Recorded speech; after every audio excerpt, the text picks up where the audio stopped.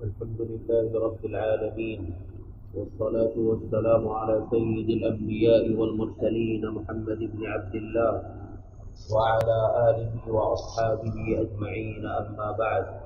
گزشتہ ہفتے جس روایت پر ہم نے بات ختم کی تھی، اس روایت کے اندر نبی کریم علیہ الصلاۃ والسلام نے ارشاد فرمایا ہے کہ بنی اسحاق کی ایک جماعت اس شہر پر جائے گی جس شہر کے ایک طرف خشکی ہے اور ایک طرف سمندر ہے، اور وہ نہ تو ایک تیر پھینکیں گے نہ تلوار اپنے میان سے نکالیں گے، صرف اللہ اکبر کی صدا پر اللہ تبارک و تعالی اس شہر کے دروازے ان کے لیے کھول دیں گے۔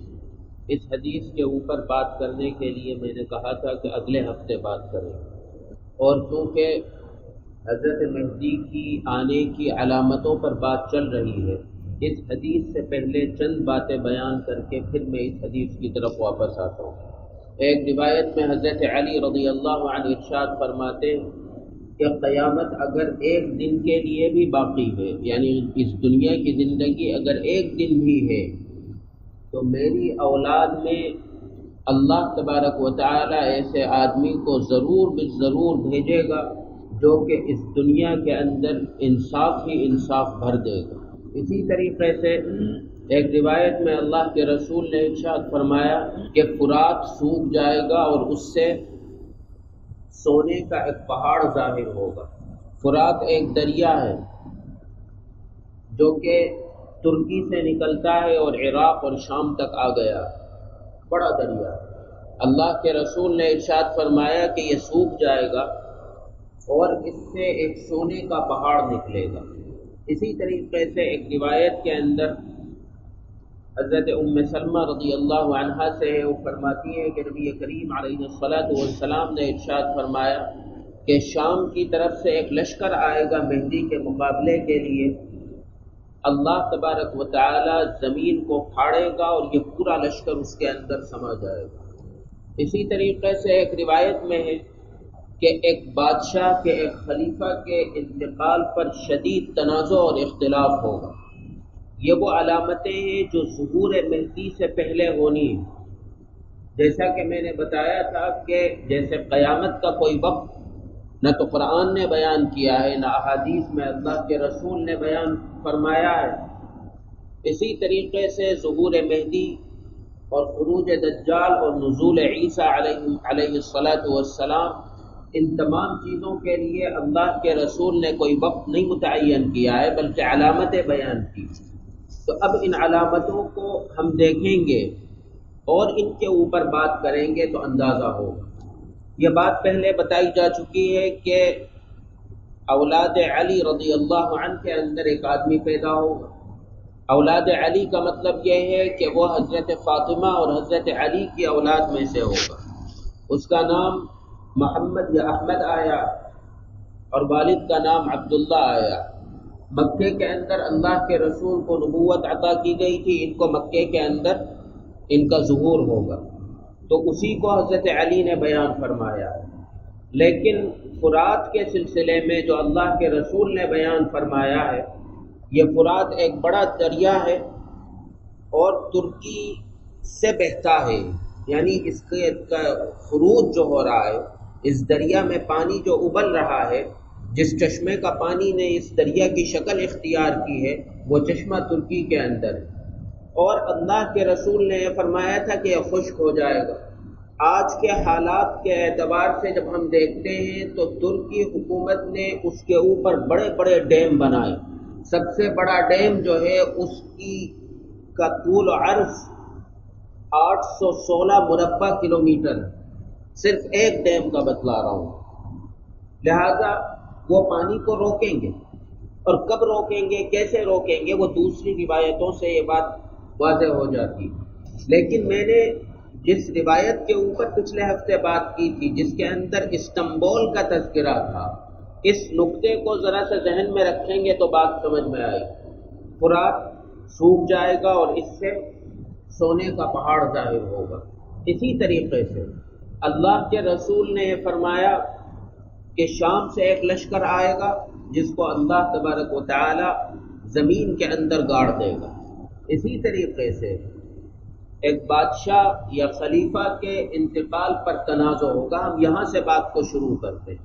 ابھی 2017 کے اندر سعودی عرب کے بادشاہ عبداللہ کا انتقال ہوا، اور عبداللہ کے انتقال کے بعد کیا ہوا ہندوستان والوں کو یہ نہیں معلوم. اس کے بعد یہ ہوا کہ وہاں کے ولی عہد کہتے ہیں بادشاہ کے بعد دوسرا جو نامزد ہوتا ہے چھوٹا بادشاہ، اور پھر اس کے بعد ایک اور 2 آدمی نامزد ہوتے ہیں کہ ابھی یہ بادشاہ ہے، اس سے چھوٹا بادشاہ یہ ہے اور اس سے چھوٹا یہ ہے، یعنی اس کے بعد یہ بنے گا اور اس کے بعد یہ بنے گا. لہذا عبداللہ سے چھوٹے سلمان تھے، سلمان بادشاہ بن گئے. سلمان کے بادشاہ بنتے ہی ان سے چھوٹے جو تھے اس کو بھی ہٹایا گیا اور اس سے چھوٹے والے کو بھی ہٹایا گیا، دونوں کو ہٹایا گیا. اور ایسے نہیں بلکہ طاقت کے دم پر جن لوگوں نے مخالفتیں کی ان کو جیلوں میں ٹھوسا گیا، اور شہزادوں کو، شاہی خاندان کے لوگوں کو ان کے گھروں کے اندر قید کر کے پٹائیاں کی گئیں. اور اللہ کے رسول نے 1400 سال پہلے یہ فرمایا تھا کہ ایک بادشاہ کے انتقال پر شدید جھگڑا ہوگا، شدید تنازع ہوگا. پھر دوسری بات، اب دوسری چیز کی طرف آئیں کہ شام سے ایک لشکر آئے گا. اب اللہ کے رسول جب شام کہہ رہے ہیں تو اس وقت کا جو شام ہے اس شام کے اندر فلسطین بھی آتا ہے، اس شام کے اندر آج کا سوریہ بھی آتا ہے، اس شام کے اندر اردن بھی آتا ہے. یہ 3-4 ملک اس پرانے شام کے اندر آتے ہیں. تو یہ تمام مسلم علاقے ہیں. اسرائیل بھی اسی شام کے اندر. شام سے لشکر آئے گا، تو شام سے جو لشکر آئے گا وہ خالی یہودیوں کا یا عیسائیوں کا نہیں ہوگا، بلکہ اللہ کے رسول نے ہر چیز کو بیان کیا ہے. بس آدمی تھوڑا اس پر غور کرے تو ہر چیز واضح ہو جاتی ہے. اس کا مطلب یہ ہے کہ مسلمان بھی ان کے ساتھ ہوں. اور ایک روایت میں اللہ کے رسول نے ارشاد فرمایا کہ خیبر تک یہودی آ جائیں گے. خیبر جو ایک شہر ہے وہ مدینے سے پورا 180 کلومیٹر دوری ہے اس کی، اور وہاں کے روڈوں کے اوپر 180 کلومیٹر جانے کے لیے 1.25 گھنٹہ درکار ہے. 1 گھنٹہ 15 منٹ اور 1 گھنٹہ 20 منٹ کا سفر. اور خیبر جو ہے وہ مدینے سے شام ہی کی جہت میں ہے.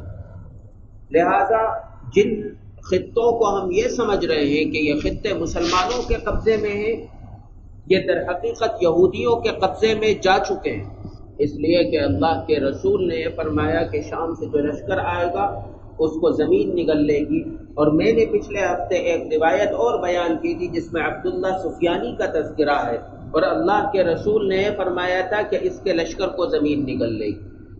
اب ان دونوں روایتوں کو ملاتے ہیں تو ایسا معلوم ہوتا ہے کہ عبداللہ سفیانی کیونکہ مسلمان ہوگا اور مسلمانوں کا سربراہ ہوگا، اور روایت یہ بتاتی ہے کہ مسلمان اس کو اپنا قائد سمجھتے ہوں گے، اپنا خیرخواہ سمجھتے ہوں گے، لہذا اس کے ساتھ جڑ جائیں گے، لیکن وہ حقیقت میں یہودیوں کا پروردہ ہوگا. یہ تمام باتیں یہ بتاتی ہیں کہ مسلمانوں کی ایک بڑی جماعت حضرت مہدی کے خلاف چلی جائے گی، اور اس کو سزا اللہ تبارک و تعالی یہ دیں گے کہ اس لشکر کو زمین کے اندر دھسا دیں گے. اب اس سے یہ بات ظاہر ہوئی کہ جب مہدی خروج کریں گے، مہدی کا ظہور جب ہوگا، تو اس وقت سارے مسلمان ان کو تسلیم نہیں کریں گے، بلکہ اکثریت ان کا انکار کر دے گی.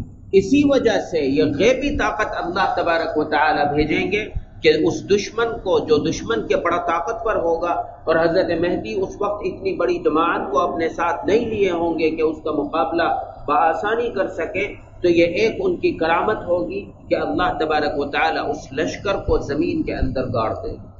پھر روایت کے اندر جو یہ بیان کیا گیا ہے کہ فرات سوکھ جائے گا. اب آپ دیکھیے کہ اس بادشاہ کے جو حالات ہمارے سامنے ہیں، ہماری عقل یہ کہتی ہے کہ آج کا موجودہ بادشاہ جو ہے یہ وہ بادشاہ ہے کہ جس کے بارے میں اللہ کے رسول نے یہ فرمایا تھا کہ اس سے پہلے کے مرنے کے بعد شدید اختلاف ہو. اب لوٹ کر آتے ہیں اس پہلی حدیث کی طرف، جس حدیث کے اندر استنبول کا تذکرہ ہے. آج ترکی اور ارتگان کو مسلمان اپنا خیرخواہ اور اپنا قائد سمجھتے ہیں، اور کیسے مسلمانوں کے ذہنوں پر یہ بات چھائی ہے۔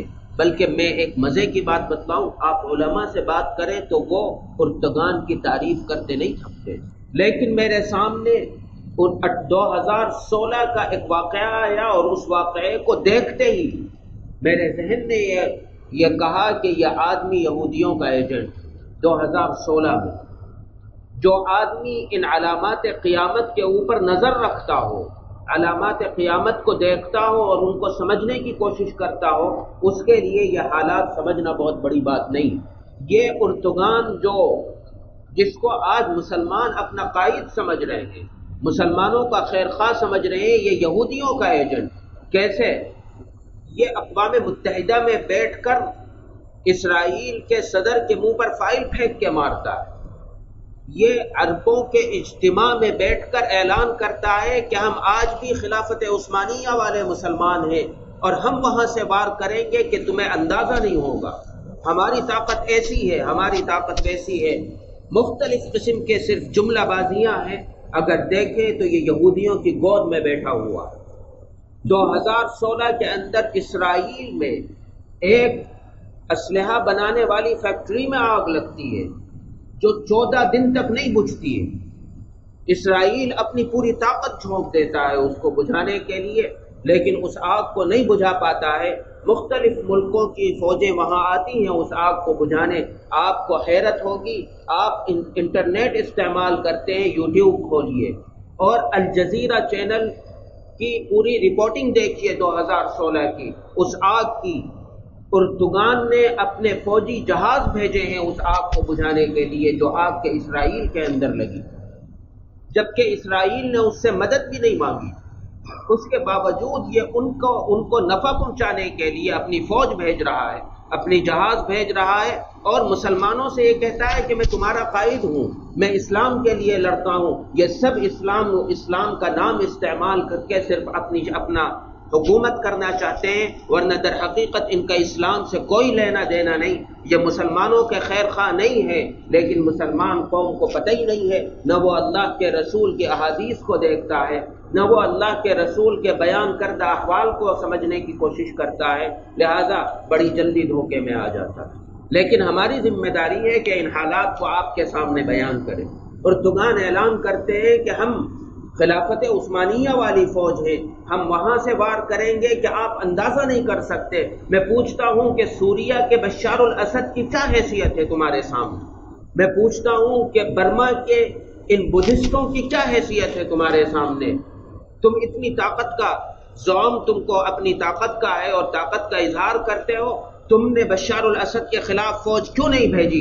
مسلمانوں کا قتل عام ہوتا رہا اور تم خاموش تماشائی بنے بیٹھے رہے۔ اسی طرح برما کے اندر مسلمانوں کا قتل عام ہوتا رہا، تمہارے کان پر جو نہیں رہیں گی، اور تم مسلمانوں کو خوش کرنے کے لیے جو آدمی وہاں سے اپنی جان بچا کر کسی طریقے سے نکل گیا اس کے لیے دروازے کھولتے ہو اور یہ کہتے ہو کہ آؤ ہمارے ملک میں رہو، اور مسلمانوں سے کہتے ہو ہم نے بڑا احسان کیا تمہارے اوپر کہ ان لوگوں کو اپنے ملک کے اندر جگہ دی۔ ارے احسان تو جب ہوتا جب تو ان کو بے گھر ہونے سے روکتا، احسان تو جب ہوتا جب تو ان کی عورتوں کو بے عزت ہونے سے روکتا، احسان تو جب ہوتا جب تو فوج بھیج کر ان ظالموں کے ہاتھ کو پکڑتا، لیکن تو نے یہ سب نہیں کیا۔ کیوں؟ اس لیے کہ تو چاہتا ہے کہ مسلمان جو ہیں وہ باعزت نہ رہیں، مسلمان جو ہیں وہ یہودیوں کے سامنے سر جھکا دیں۔ اور ابھی کی تازہ خبر ہے کہ اردوغان کا فوٹو لگا ہوا تھا اور اس کے ساتھ اسرائیل کا فوٹو لگا ہوا تھا، اور اس دونوں کے فوجی کھڑے ہوئے ہیں،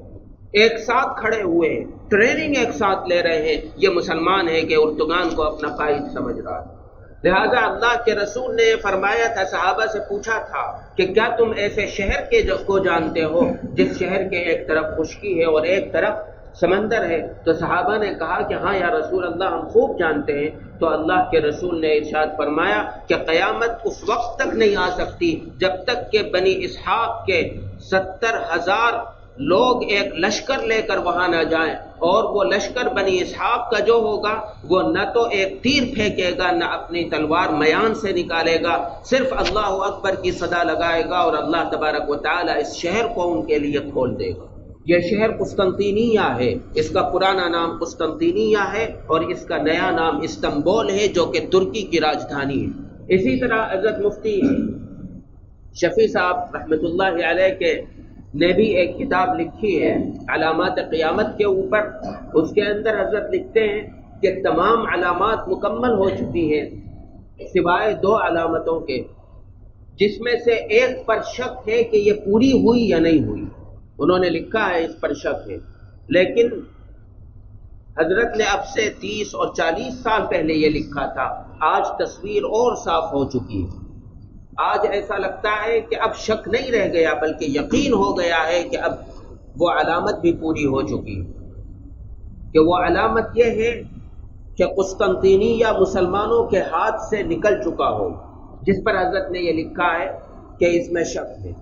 اور حضرت آگے یہ لکھتے ہیں شک اس لیے ہے کہ جب خلافت عثمانیہ سن 1924 میں ختم ہوئی تھی، شاید اس وقت مسلمانوں کے ہاتھ سے قسطنطینیہ نکل گیا تھا، اور ایک شک یہ بھی ہے کہ شاید ابھی تک نہیں نکلا ہو، چونکہ اب سے 30 اور 35 سال پہلے ارتگان وغیرہ کا کوئی تصور نہیں تھا، تو تصویر اتنی صاف نہیں تھی، لیکن آج تصویر صاف ہے۔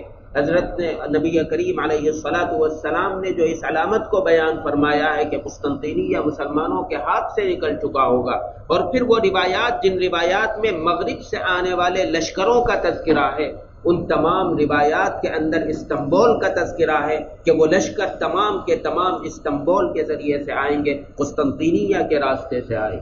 لہذا یہ جو دریا ہے فرات دریا، جس کے سوکھنے کے بارے میں اللہ کے رسول نے بیان فرمایا ہے، یہ بہت جلدی سوکھ جائے گا، کیونکہ اب انہوں نے جزیرۃ العرب کی طرف قدم بڑھانے شروع کر دیے ہیں، بلکہ کافی حد تک یہ جزیرۃ العرب کے اندر داخل ہو چکے۔ لہذا آپ بہت جلد یہ سنیں گے کہ ڈیموں کے ذریعے سے فرات کا پانی روک دیا گیا ہے اور عراق کے اندر سوکھا پڑ گیا ہے، اس لیے کہ فرات کے اندر اب پانی نہیں رہا۔ لہذا اس سلسلے میں باقی بات انشاءاللہ اگلے ہفتے ہوگی۔ اللہ تبارک و تعالی ہم تمام کو عقل سلیم عطا کرے اور صحیح نہج پر حالات کو سمجھنے کی توفیق عطا فرمائے۔ وآخر دعوانا الحمد للہ رب العالمین۔